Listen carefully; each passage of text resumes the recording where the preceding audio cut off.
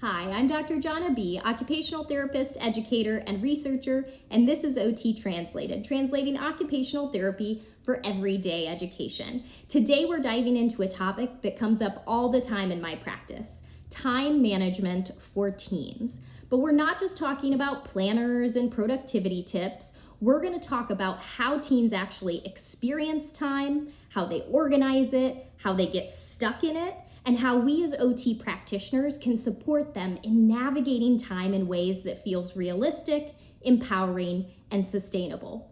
You're going to walk away today with a functional lens on time management, the why behind the struggle so many teens have with this skill, and 3 concrete occupation-based strategies that you can start using out in practice tomorrow. So let's get into it. Let's first ground ourselves in a functional definition. When we say time management, what we're really talking about is a cluster of executive functioning skills that helps us participate meaningfully in everyday life.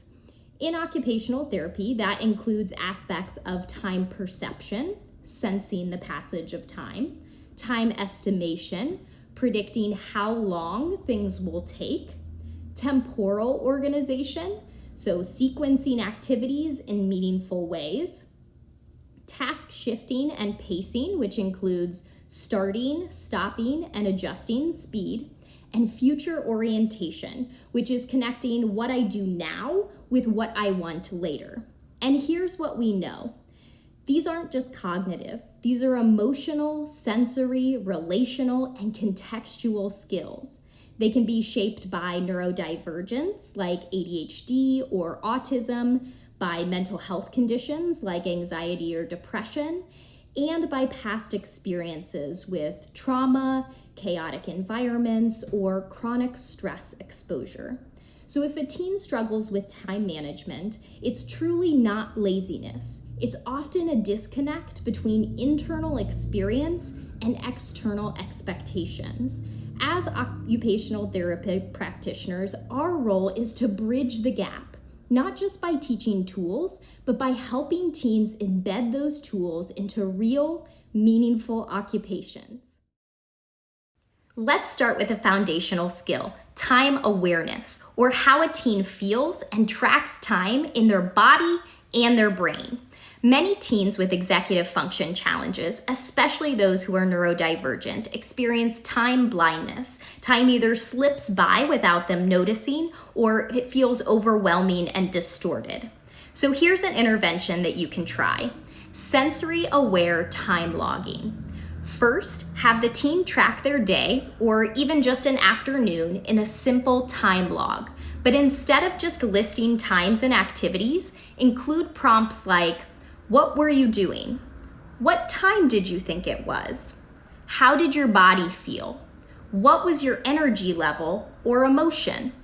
By adding those extra elements and connections, it gives us a body-based time map, not just a schedule, and it helps our teens to start to identify patterns within their own day.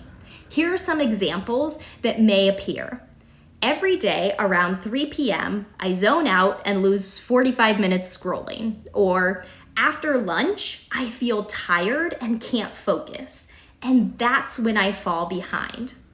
As OT practitioners, this is where we shine, helping teens recognize the relationship between time, energy, emotion, and occupation. Knowing this information, we can then co-design routines that actually match our teens' natural rhythms.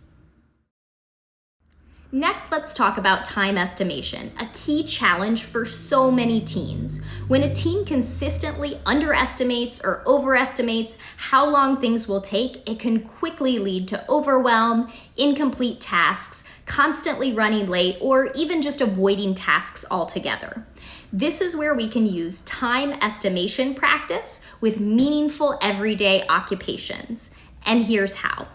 First, choose a real-life functional task like making a snack or packing a gym bag or finishing 5 math problems. Ask the teen to guess how long the task will take. Do the task together and time it. Then compare the estimate with the actual time and reflect on the following. Did it take longer or shorter than you thought? What felt fast or slow about it? Would you do anything differently next time? Continuing to do these estimations over time helps teens to develop more accurate time schemas, basically a better internal clock for daily tasks. And here's the OT twist to all of this. We're not just measuring time for the sake of accuracy. We're using it to help teens build trust in themselves, in their ability to plan, and in their ability to follow through with the things that they want, need, and are expected to do in life. This last strategy is one that I return to again and again in my own practice, especially with teens who crave independence but who struggle with follow-through. It's called flexible routine design, and it's about creating time structures that feel supportive but not suffocating. Here's how we do it. Occupational time blocking. Break the day into time blocks, not by hour, but by function. For example, a morning prep block, a school focus block, a recharge block, and an evening routine block. Within each block, identify 2 to 3 optional activities. It's not do math at 4 p.m., but it is choose one academic task during the focus block. Use visuals like calendars, color codes, icons, or digital tools like Google Calendar, Notion, or some kind of fun Canva template. Why does an intervention like this matter so much for teens? Because teens don't just need structure, they need ownership. Time blocking gives them choice within boundaries, which supports their executive functioning, their autonomy, and their emotional regulation. And when we co-create these blocks with them, they're more likely to stick because it's not our routine, it's theirs. Time management is about so much more than scheduling. For teens, it's about agency, self-trust, and identity. When a teen says, I can never get it all done, I'm always behind, I never have time for myself, it's not just about time. It's about how they see themselves. And in occupational therapy, that's the real work because we're all occupational beings. We're helping teens rewrite those internal narratives by supporting real participation, building practical tools, and celebrating everyday successes and progress. Time is not just cognitive, it's emotional, it's relational, and it's occupational.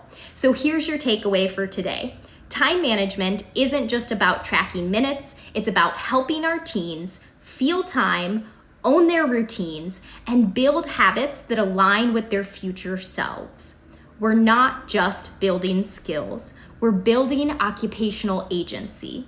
Let me know in the comments what is one time management tool or strategy that you've used that's helped a teen to thrive. Thank you so much for spending your time with me. I hope this video was helpful. If it was, please hit like, subscribe, and share it with a colleague or a caregiver. Thank you for translating OT with me today, and I'll see you next time, friends.